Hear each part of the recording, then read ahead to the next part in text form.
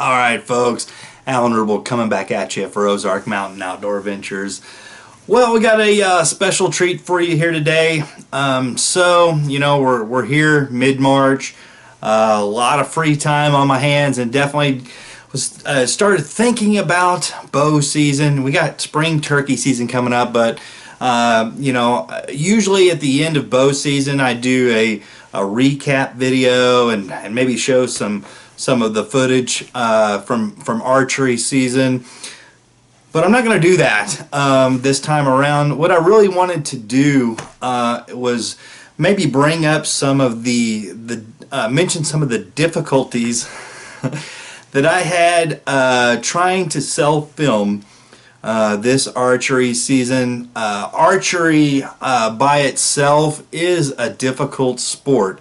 When you throw in filming and self-filming, I mean, it really becomes difficult, and sometimes you only have a moment when you see that that buck or that doe coming in and they're running, they're chasing during the rut, and you may only just have just a few seconds. I mean, even if you wasn't filming to get set up for your shot, you may only have just a few moments, and then now you have getting ahead of the deer movement, making sure everything's in focus. Got to hit record and all those kind of things. So what I really want to do and focus in this video is just take a little bit of time here and maybe go over some of my experiences in the 2019-2020 archery season, and show you some of the ups and downs, mishaps, and success that I had this last archery season.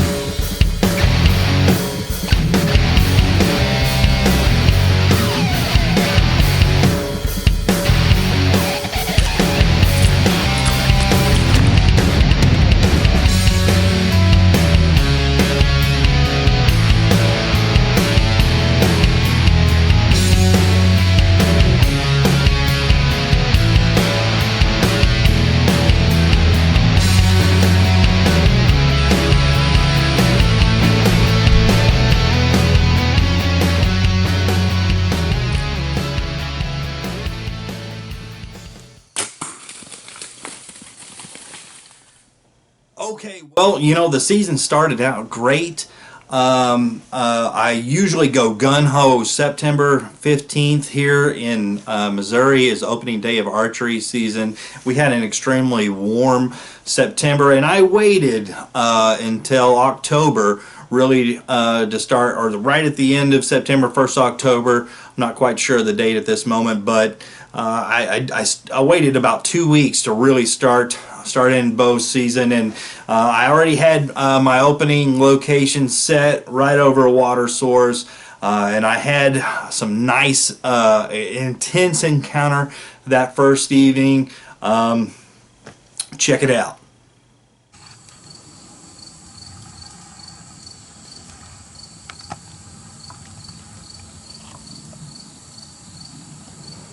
These deer give me a shot, I'm gonna take it.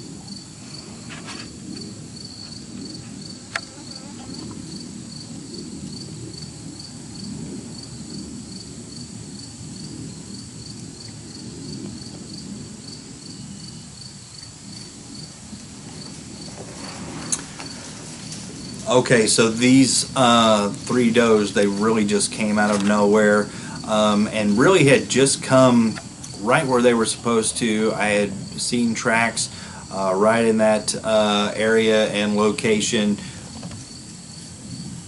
Here they go.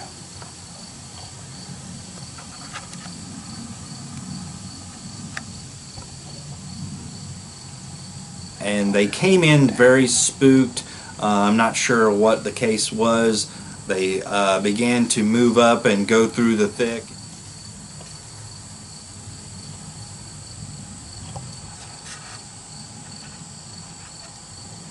Super thick over there. I don't know. They're awful spooked.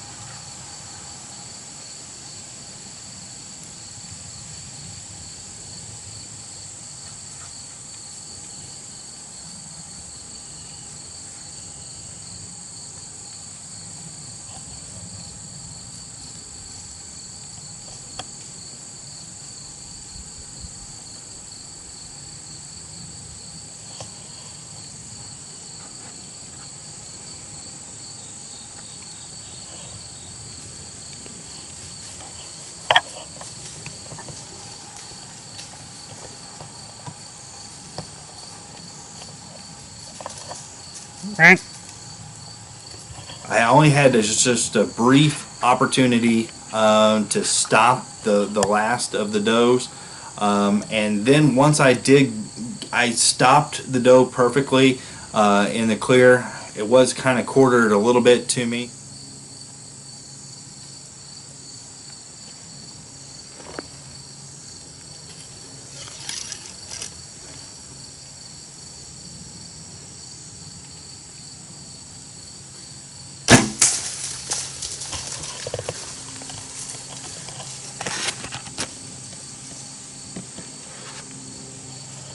In the self-filming of being able to set up the camera, make sure it was in focus, then as I once you let go of that camera and there's not and start working on your bow, I mean there's not a whole lot more you can do. You do have to go ahead and make sure you have the correct range.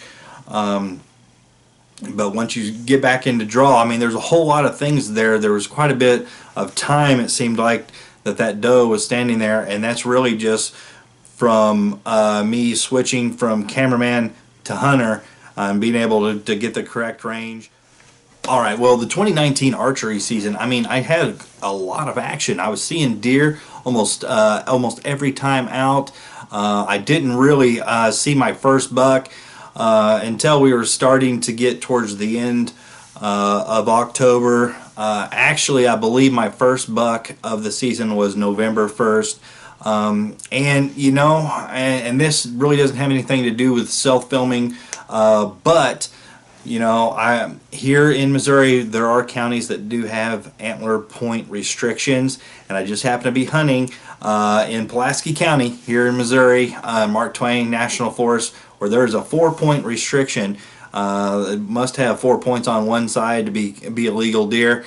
Looked like a nice bodied buck came in, but only had 3 on one side, and looked, it was all weird.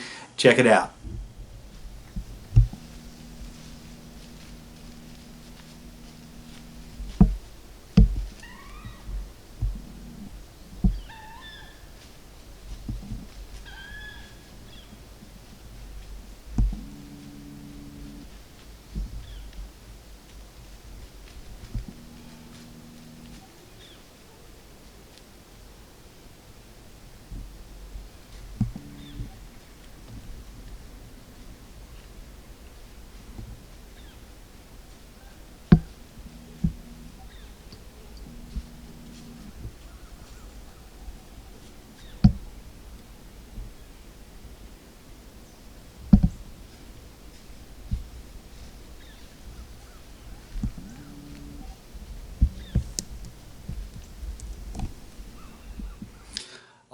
Well, like I said, I had plenty of action this archery season. I had so much, it's almost I'm almost really not sure where to start.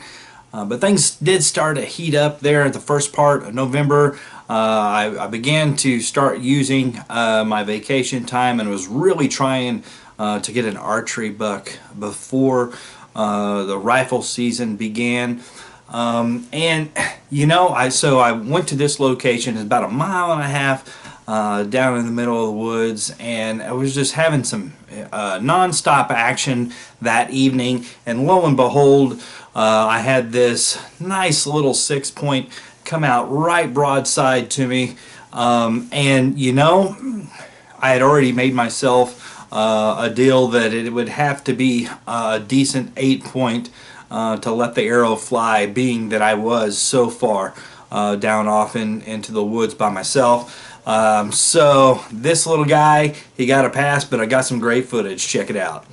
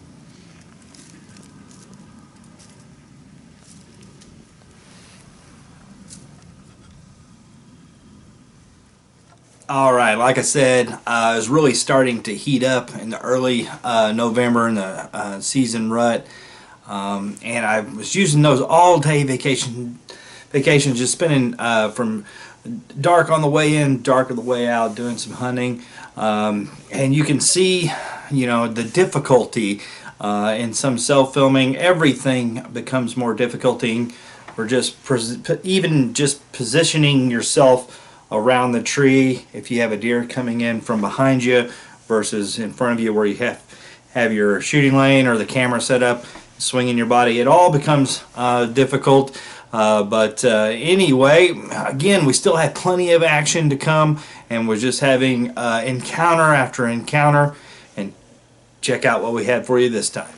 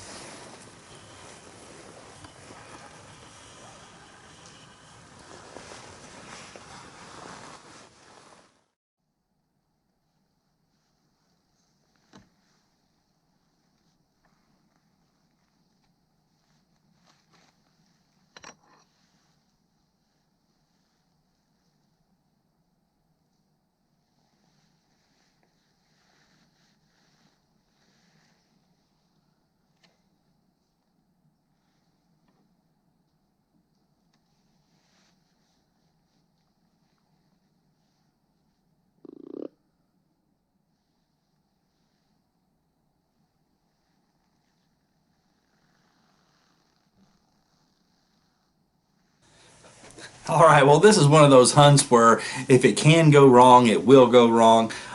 So this is about the third time that I've hunted this tree, and I've had an encounter every time that I hunted it.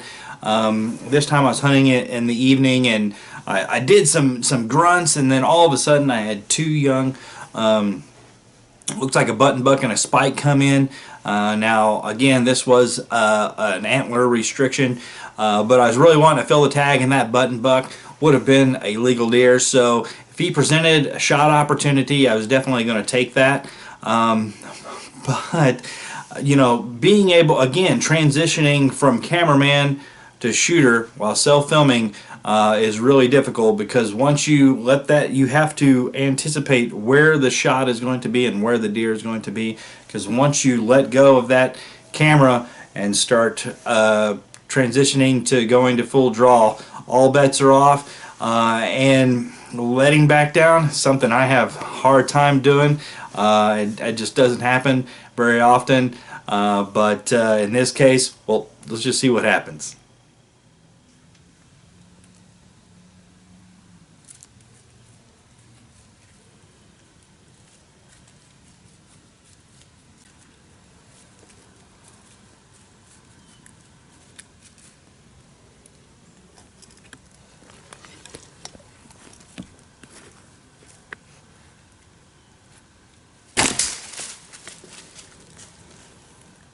Alright folks, there's my arrow.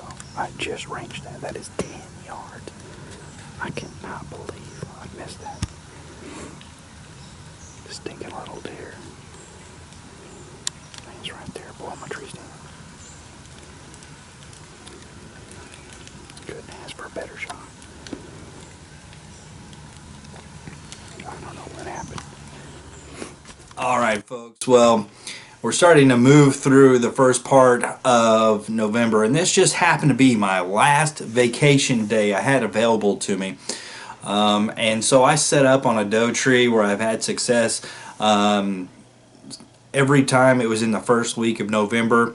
If the plan, so I planned for the wind for that same scenario. Doe comes right down broadside, sometimes 40, sometimes 30 yards right in front of me. So the wind is blowing from my left to the right, and lo and behold, here comes a doe coming down straight towards me, right in to my crosswind. And it wasn't long, about 30 minutes or so after that, a big 10-point came right down the trail facing me. In my excitement and the difficulty in self-filming, I hit the record button, but I must have double tapped it, because I only got a split-second footage of this big 10-point. It came right basically to the base of the tree, heard me go to draw, bound off, and I got it to stop long enough to take a shot. But unfortunately, I missed that clean miss on a big 10-point and was unable to catch it on film. Check it out.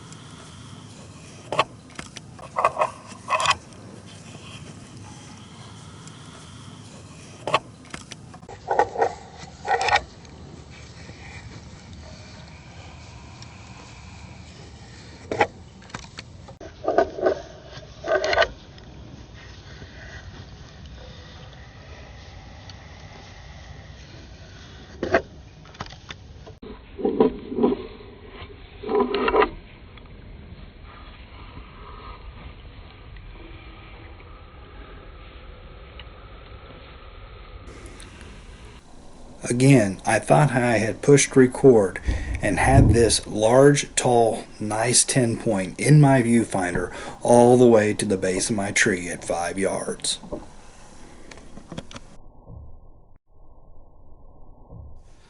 All right, well, the evening after seeing that large 10-point miss and that 10-point, I decided to go for broke. I went to an area I hadn't hunted for years and went down and found me a tree that I had never gotten in on a conversion of different points.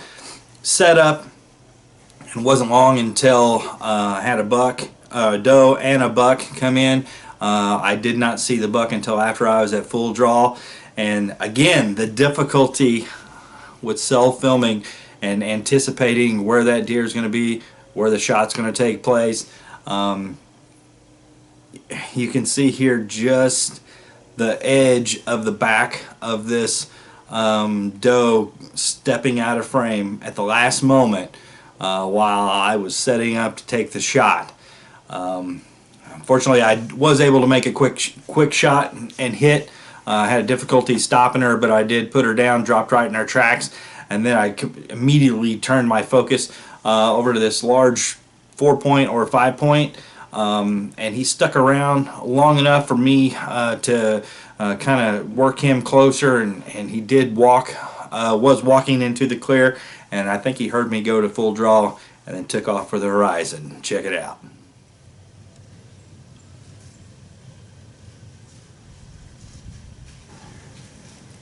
Again, self-filming is not without its obstacles and difficulties, especially while bow hunting.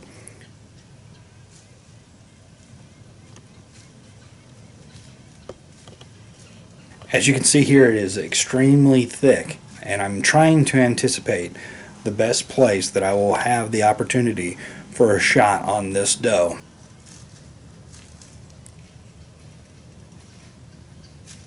Unfortunately, she changed her direction at the last moment, and you can hear as I have difficulties trying to get her to stop. You can see just her coming into frame and leaving just as quickly. Meh. Meh.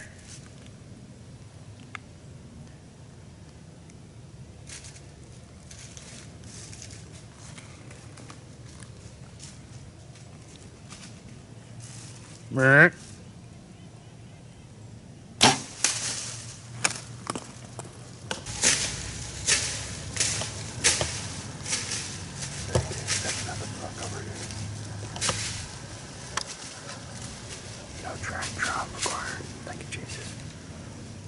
And that was really one of the last hunts for me of the season, self-filming.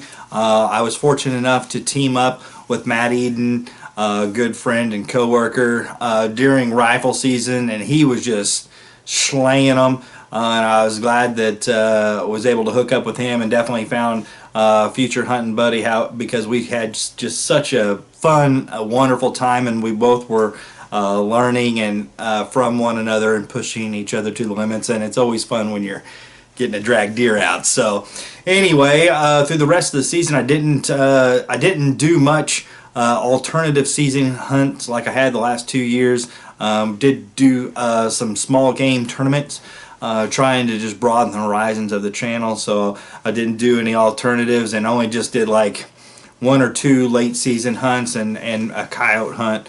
I really spent most of my time, but fortunately enough, I was able to harvest that doe with my bow this year. I led a big 7-point walk opening morning with my rifle, and again, I was in that same location, and I said it had to be a big 8-point for me to take the shot, and it was opening morning. But looking back in hindsight, that was a nice buck. I didn't see another one myself that size during rifle season. So sometimes, as old Donnie D would say, 1 in the hand is better than 2 in the bush, and I probably should have shot that 7-point. But anyway, folks, thanks again so much for tuning in. And you know, if you are just getting into doing some self-filming, I'm still learning. I wouldn't say that I'm an expert by any means, but you know, it is definitely fun to push yourself, and it makes you know, passing the time in the tree stand, when you do spend as much time as I do in the stand, it really does make things more interesting. And I like videography and editing and those types of things anyway. So it definitely makes my job a lot more fun. So anyway, thanks again so much for tuning in. We'll see you next time.